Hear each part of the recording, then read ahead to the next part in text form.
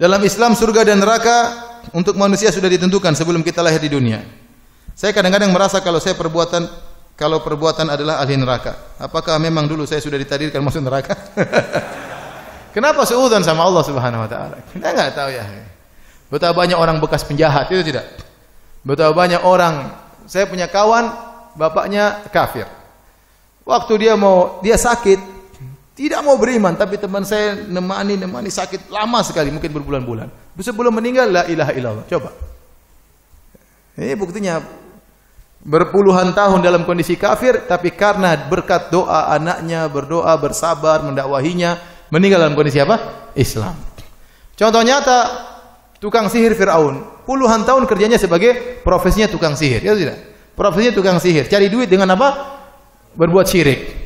Kemudian beriman di penghujung hayatnya, tidak sampai 1 hari. Beriman, dibunuh Fir'aun, masuk surga. Selesai.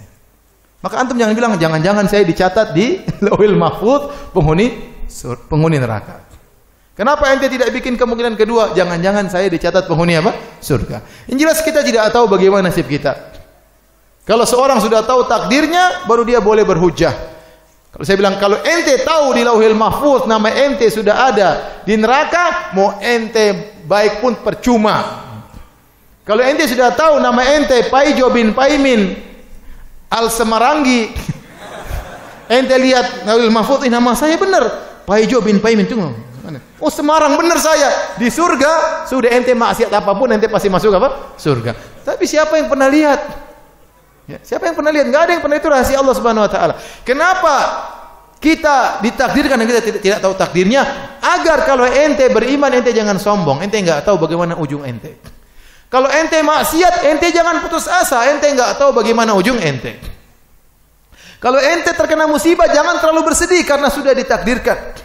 Kalau ente dapat kenikmatan, jangan sombong. Itu maksudnya. Bukan untuk protes ya. Kalau saya sudah diterima, itu kita nggak tahu. Ngapain kita berdalil dengan sesuatu yang tidak kita ketahui? Sama, gampangannya gini. Ada orang kasih ente makan, ente lapar nih, kasih makan. Kalau saya sudah dicatat Lauhil Mahfuz kenyang, tidak perlu makan pun saya kenyang. Ya, jangan makan kalau gitu. Berarti Lauhil Mahfuznya ente lapar, tahu nggak? Kita ngapain berdalil dengan sesuatu yang tidak kita ketahui?